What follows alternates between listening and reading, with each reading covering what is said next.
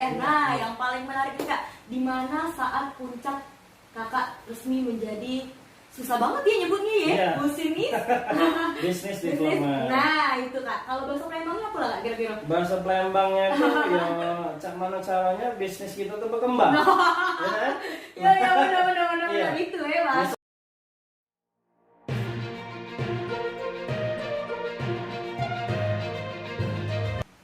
Assalamualaikum warahmatullahi wabarakatuh. Halo teman-teman subscriber motivasi kekinian yang dicintai. Iya. Hari ini Unti berkesempatan mewawancarai salah satu tokoh motivasi para remaja tentunya, karena biografinya sangat luar biasa, mengingat beliau narasumber hari ini itu bekerja di salah satu tempat yang sangat luar biasa tentunya ya. Nah, untuk itu, daripada penasaran, kita langsung sambut aja. Ini dia Kak Andika. Ya. Halo Ti. Halo, assalamualaikum teman-teman Kak. motivasi kekinian. Iya. Nah, Waalaikumsalam. hari ini kita juga mau ucapin terima kasih Kak, karena Kakak udah mau jadi narasumber kita. Dan tentunya teman-teman motivasi kekinian, kalian juga harus tahu karena kita hari ini langsung datang ke istananya Kak Andika. Luar biasa. Terima kasih banyak Kak Terima kasih sudah datang. Ini untuk hari ini hari yang spesial lah.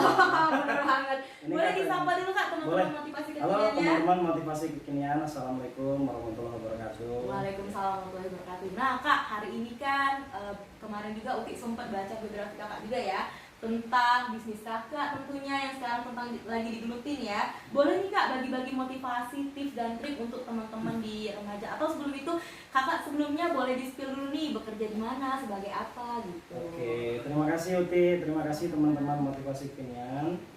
Jadi sebenarnya saya sendiri itu sekarang bekerja di salah satu perusahaan transportasi online ya.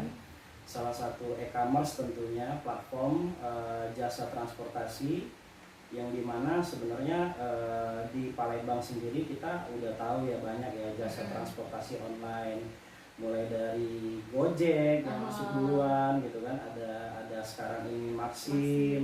Nah kebetulan saya sekarang berada di perusahaan PT Grab Teknologi Indonesia. Luar biasa. Ya itu mungkin sebagai divisi di bisnis development untuk saat ini ya. Bisnis development Kak. Boleh dong Kak diceritain apa nih bisnis development Kak? Untuk bisnis development sendiri sebenarnya kita sesuai lah dengan namanya gitu kan. Kita menjaga keberlangsungan perusahaan agar tetap berada pada circle yang tepat gitu. Gimana kita bisa menjaga, intinya itu supaya perusahaan kita lebih sehat, lebih tumbuh gitu. Dan tumbuh dari sisi bisnis seperti itu. Jadi kita harus perlu ada pihak lain, pihak ketiga, pihak eksternal yang harus kita bangun relasinya, partnershipnya, supaya mereka tahu dengan kita, menggunakan jasanya kita. Nah itu salah satu yang menjadi mengcover apa sih yang menjadi tugas daripada bisnis development itu. Oke, berarti Kakak menaungi bagian Sumatera Selatan. Yes, Oke, untuk berarti Sumatera Selatan. seluruh Sumatera Selatan. Kenapa menaungi Sumatera Selatan? Karena di Grab sendiri untuk Palembang tidak hanya Palembang. Oh iya ya. Jadi kita banyak operasional yang lain seperti kayak Lubuk Linggau, ya kan? Kita ada Muara Enim, kita juga ada Lahad, Pagar Alam, terus juga yang paling terdekat itu Prabu Muli gitu kan. Dan mereka itu setiap kota pastinya harus tumbuh gitu.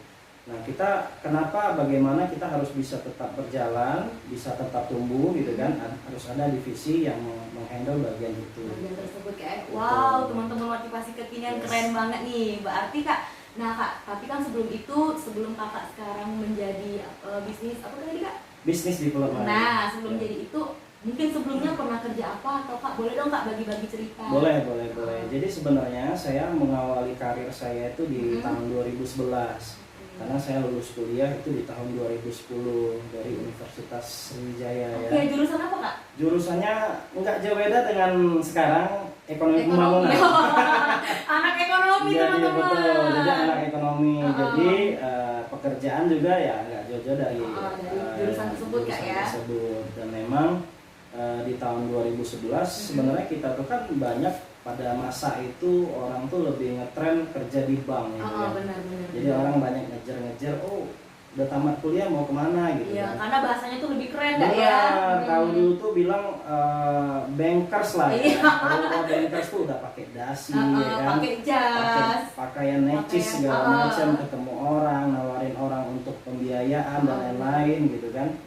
Cuman sebenarnya dari sisi pengalaman sih yang paling berkesan di bekerja sebagai bankers itu pengalaman bekerja di bidang marketing gitu. Ya? Kalau dia sebagai bankers tapi dia mau mengawali karir sebagai admin dan lain-lain, itu sebenarnya nggak masalah juga gitu kan. Bener, tapi sebenarnya yang paling terkesan adalah ketika kita bekerja di luar, bertemu dengan orang, partnership kita banyak gitu kan, kita banyak channel juga di luar, itu yang paling berkesan sebenarnya. Dan mengawali karir sebagai marketing itu bukan hal yang gampang sebenarnya. Banyak hal suka dan duka juga pada saat kita menjadi bankers gitu kan.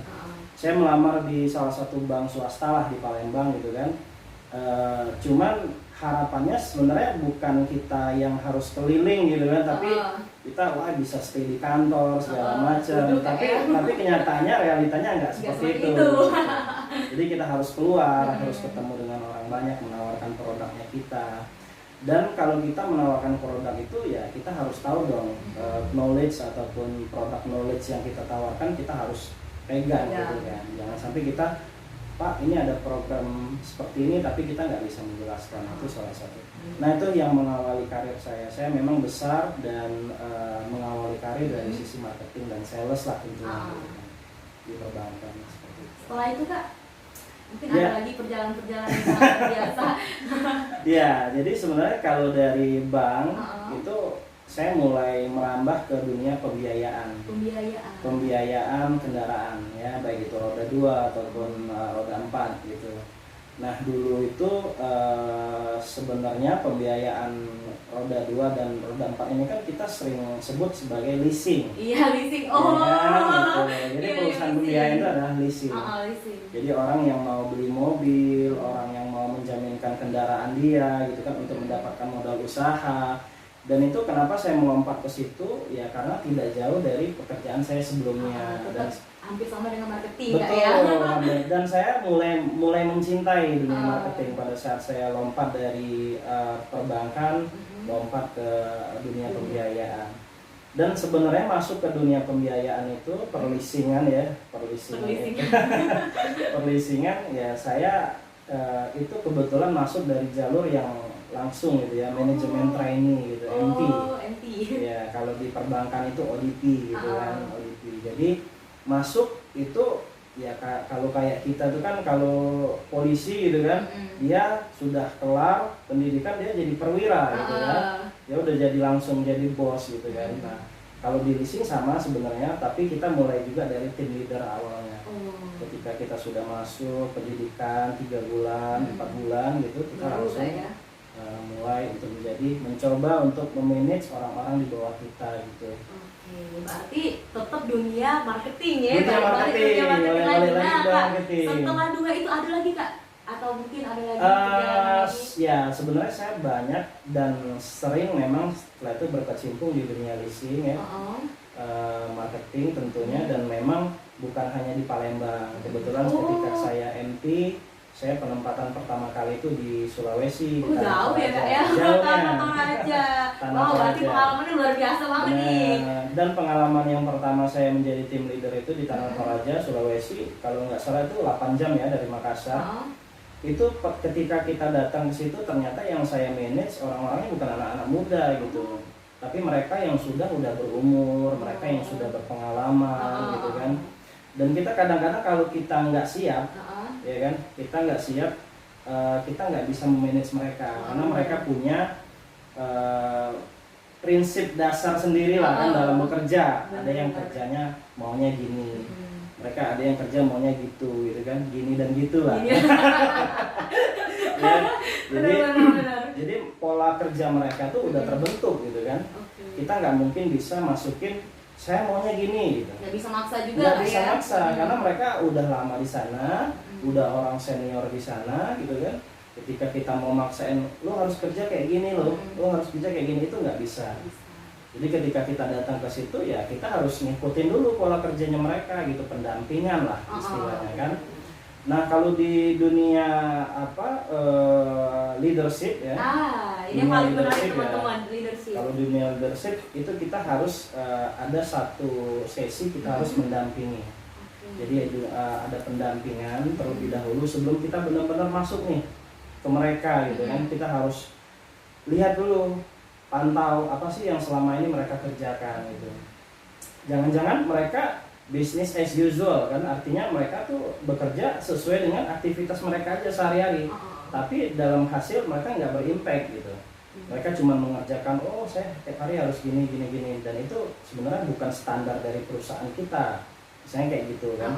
Jadi ketika kita masuk, kita nggak mungkin bisa merubah mindset mereka. Jadi kita harus ada sesi yang namanya leadership itu pendampingan. Kita lihat ada pendekatan juga ya Kak ya? Ada pendekatan, teknik pendampingan dan approaching lah istilahnya gitu. Kita harus lihat kerja mereka benar nggak nih. Kita compare dengan standarisasi perusahaan. Perusahaan kan punya basic ya, baseline untuk menentukan ini kerja lu benar apa enggak nih gitu kan. Khususnya kepada karyawan-karyawan yang memang mereka selama ini tidak pernah capai target gitu. Tapi mereka merasa mereka sudah puas dengan hasilnya gitu kan. Nah, itu yang harus kita lebih intens kita dampingi gitu. Tapi kalau kadang-kadang Pak, saya mau kesini, tapi dia nggak mau didampingi misalnya. Nah, jangan-jangan mereka ada yang salah nih dalam bekerja gitu kan. Nah, ketika kita masuk pendampingan, kita lihat, oh ini mereka sudah benar. Terus mereka pada saat eksekusi, oh mereka nih ada yang salah di sini gitu. Jadi ada tahap di mana kita harus mereview setelah pendampingan.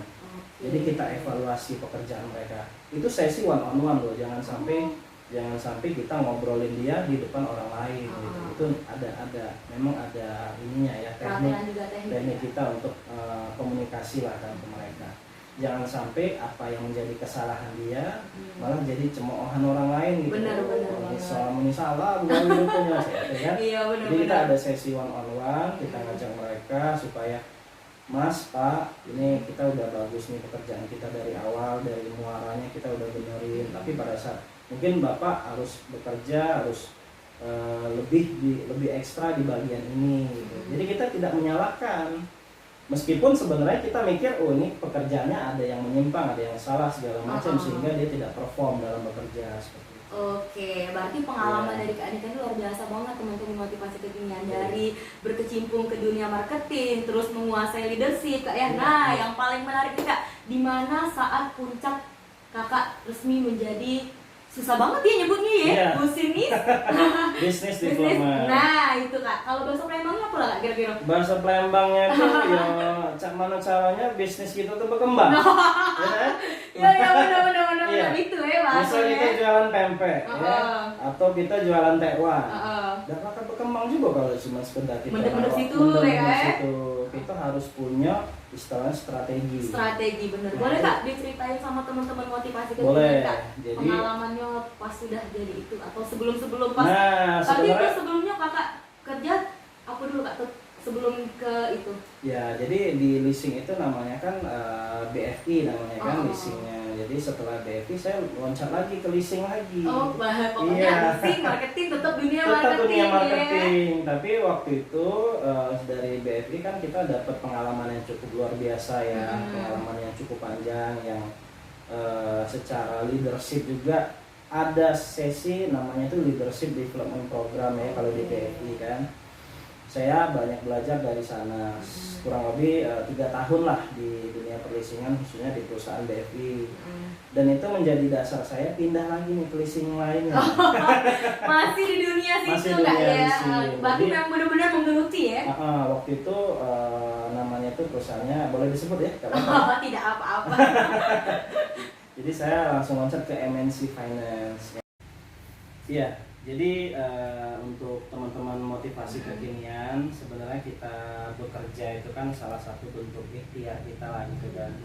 Tapi kadang-kadang juga orang lihat atau menyimpulkan bahwa ini enak nih kalau kita bekerja sebagai hobi yang dibayar gitu kan. Jadi kita tuh kerja itu memang kita merasakan kenyamanan gitu kan dalam bekerja, lingkungan kita juga sehat gitu kan. Terus juga orang-orang di sekitar kita mensupport lah, mendukung supaya kita bisa untuk bekerja dengan maksimal gitu. Nah sebenarnya kita dalam bekerja itu intinya kita kayak harus punya motivasi lah. Ya kayak gini lah ya, kita Motivasi bekerja. kekinian. Motivasi ya. Kita kalau bekerja kita harus punya target untuk apa sih yang harus kita capai gitu. Ketika kita nggak punya target atau kita nggak punya tujuan gitu ya dalam suatu pekerjaan, kita tuh kayak ngambang gitu. Bekerja kayak frontal kemana-mana gitu kan, tanpa harus tujuan. Kita nih mau ngapain sih sebenarnya bekerja gitu. Dan sebenarnya tujuan dalam bekerja itu ada dalam diri kita sendiri gitu kan, mulai dari diri kita sendiri. Apa sih yang menjadi motivasi kita bekerja? Mungkin ada orang yang memiliki motivasi dia kerja untuk keluarganya dia gitu. Ada motivasi dia bekerja supaya bisa ngajak pacarnya makan malam bareng gitu kan, malam mingguan gitu kan. Itu. Ada yang dia punya motivasi kerja itu ya yang bagus lah untuk apa, memberikan inilah untuk keluarga gitu kan. Orang tua itu yang paling penting juga gitu kan. Nah, yang jelas intinya dalam bekerja kita harus punya motivasi dulunya di awal gitu. Apa motivasinya kita, apa kerangka besarnya kita dalam bekerja gitu.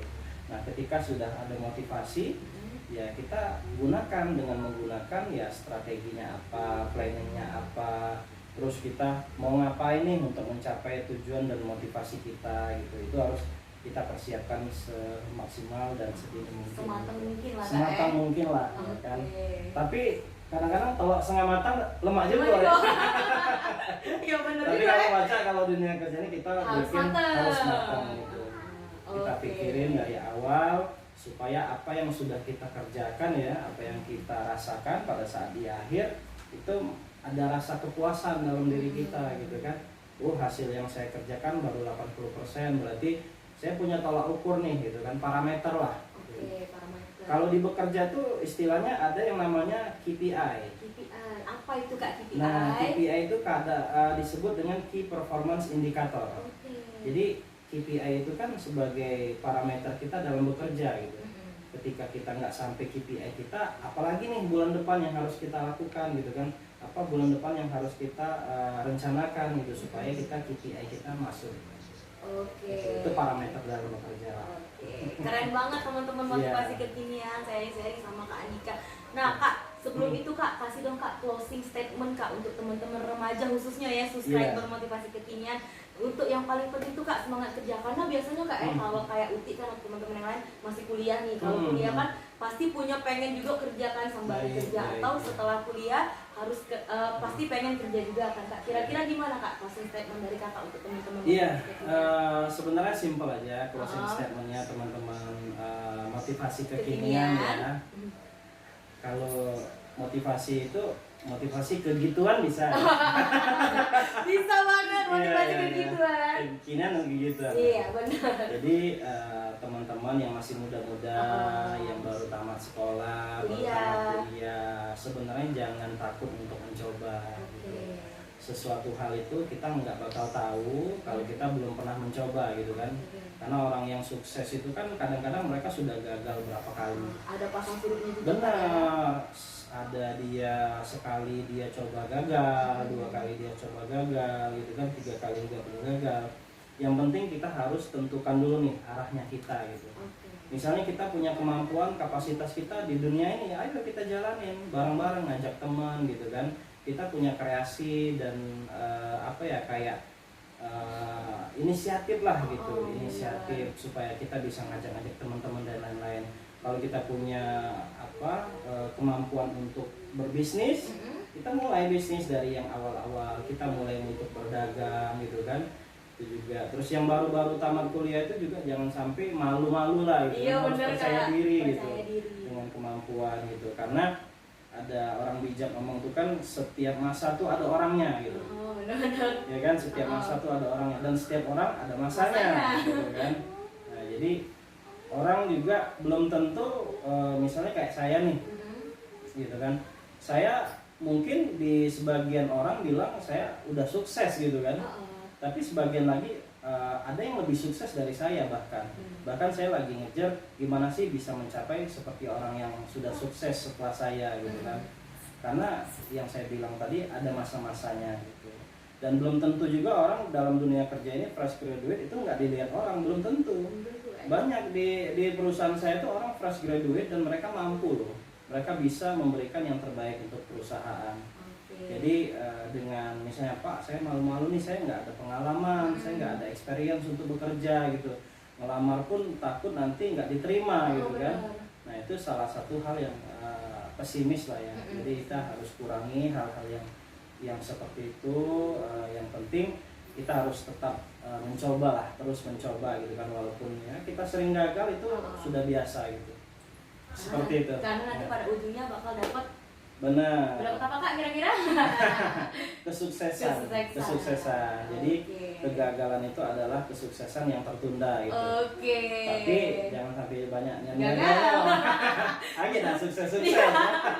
Gagal pertama udah apa Kak ya, lama harus sukses. Benar kan? Oke, keren banget teman-teman, motivasi kekinian luar biasa. Terima kasih banyak Kak Anika ya atas luang waktunya. Karena teman-teman kalau wawancara Kak Anika ini harus butuh time yang sangat tepat ya Kak ya, karena pekerjaan yang sangat banyak ya Kak ya. Padat sekali. Setiap hari ya padat ya. Nah, makasih banyak Kak ya. Kita juga dari ya. tim motivasi kekinian diundang langsung ke rumahnya Kak Anika, disambut tentunya luar biasa banget. Terima kasih juga Kak untuk sharing-sharing pengalamannya, dunia pekerjaannya, sharing-sharing dari batu loncatan akhirnya menjadi sukses yang sampai sekarang Kak ya. Terima kasih banyak Kak. Terima kasih, teman-teman. Atau ada yang mau diucapin dulu Kak sama teman-teman motivasi kekinian? Oke, mungkin itu saja. Terima kasih atas kunjungannya Uti dan teman-teman. Jadi tetap semangat, tetap memberikan yang terbaik, jangan malu untuk mencoba, harus tetap percaya diri, dimanapun berada pasti ya kesuksesan akan menghampiri kita lah. Terima kasih banyak lagi ya Kak. Terima kasih, assalamualaikum. Waalaikumsalam warahmatullahi wabarakatuh. Terima kasih teman-teman motivasi kekinian. Assalamualaikum warahmatullahi wabarakatuh.